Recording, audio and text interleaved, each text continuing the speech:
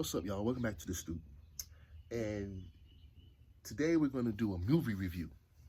The Stoop's movie review. So, last night I happened to go and check out a movie that I haven't done in a while. And I went to go see Mortal Kombat 2. Okay? And this video, I'm sorry, it's going to be short. But if you're a fan of Mortal Kombat, and I've been playing Mortal Kombat. For those that don't know, Mortal Kombat was a video game by Midway that started in the 80s. I want to say the 80s, 90s. And it's one of the longest running video games. And it has blown up into multiple movies, action figures, multiple video games. To this day, I still play a version of Mortal Kombat. I want to see if there's a newer version of the one I got, but anyway, I'm pretty sure there is. So I went to go see this movie because I thought this movie was going to be dope. And if you're a fan of the franchise, you liked it. This movie on a scale of 1 to 5 was maybe I'm going to give it a 3.5. And that's being generous. I'm going to tell you why. Because it gave, I'm a McCad Brooks fan. If you don't know who McCad Brooks is, he played Jax, okay? He also was in a Tyler Perry movie. And he was also in Law & Order for a brief stint. And I hope he goes back to Law & Order because he was good. So, he played Jax. He looked very convincing as Jax. He looked like Jax. Like, almost, to a certain degree. He looked good. They killed him off in the movie. I'm sorry, I'm giving spoilers because that's what I do. He was okay in the movie. He looked the part. I think they could have gave him better lines. His lines was. I think they should have used some of his finishing moves. They could have used some of his finishing moves. That's what I thought the movie lacked. Let me tell you what it lacked. They only used the main characters.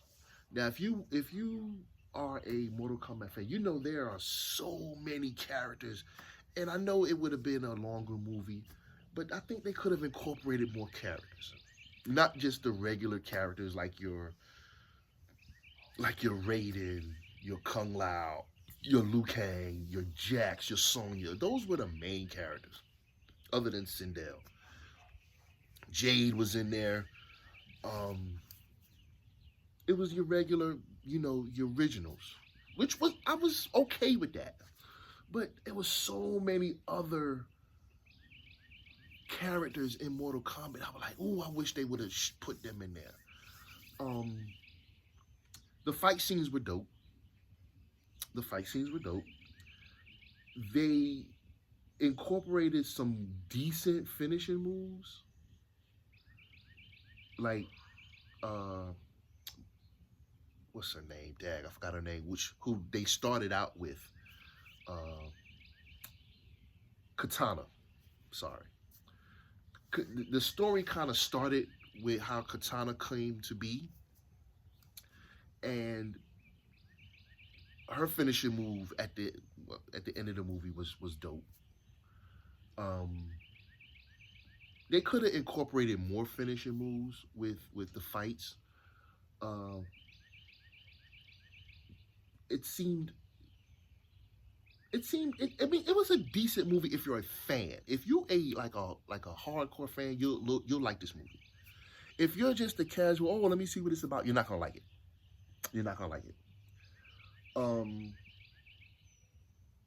There will be another one. I can guarantee it because the way they left it, there will be another one. And it's Mortal Kombat. Who ain't gonna go see it? I'll probably go see the next one. But The one thing this movie could have done without was they laid heavy emphasis on Johnny Cage. They laid heavy on Johnny Cage, and they made Baraka look like a goofy, which I did not like.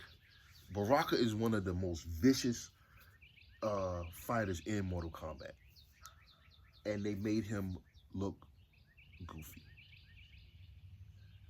at the hands of Johnny Cage.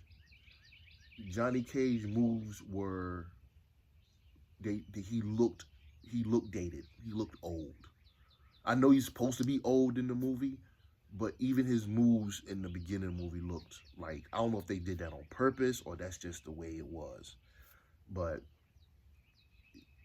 it was like, ugh, it cringeworthy, if nothing else. To me, this is my review. You see it and you think otherwise. But the funniest part of the movie, I think, was a scene stealer, was Kano. Kano was hilarious. Kano was absolutely hilarious in this movie.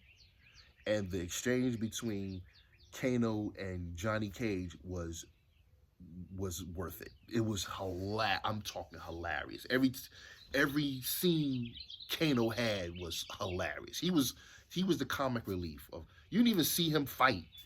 He just was in the movie, just cracking jokes, and that's big. You didn't see him fight one time. He did not fight one time, and if he did, it wasn't for long. But the movie was, like I said, 3.5. I give it 3.5 out of 5 because it had its good points. There was the only point that was Johnny Cage, and that was like in the beginning of the movie, but that was about it. I went to see it. Thought I'd go see it. I haven't seen a movie in a minute, so I was looking for Street Fighter really, but I was told Street Fighter don't come out till November, so I was like, oh well, Mortal Kombat it is. And it was just for me to get out the house and do something. You know, had the weekend off. I figured I'd go do something I haven't done in a while. I wanted to go to the range. That's next, so stay tuned. And yeah, went to see it. I can't say I was disappointed. I just thought the movie could have gave me more. It could have gave me more, especially being a sequel. And they even another good part was they even showed us clips of the Mortal Kombat movie, not the first Mortal Kombat movie, but the Mortal Kombat movie that came before it. They showed clips of Sub-Zero and Scorpion, and they fought. Well, no, they didn't. He didn't fight Sub-Zero. He fought Noob Saibot, which was a dope fight. Dope fight. Anyway, that's all I'm gonna say about that. If you ain't got nothing to do, go check this movie out. Like I said, I give it 3.5 out of 5. It had its good points, it had its mid points, but it was worth going to see. So that's the Stoop movie review. Check y'all out on the next one.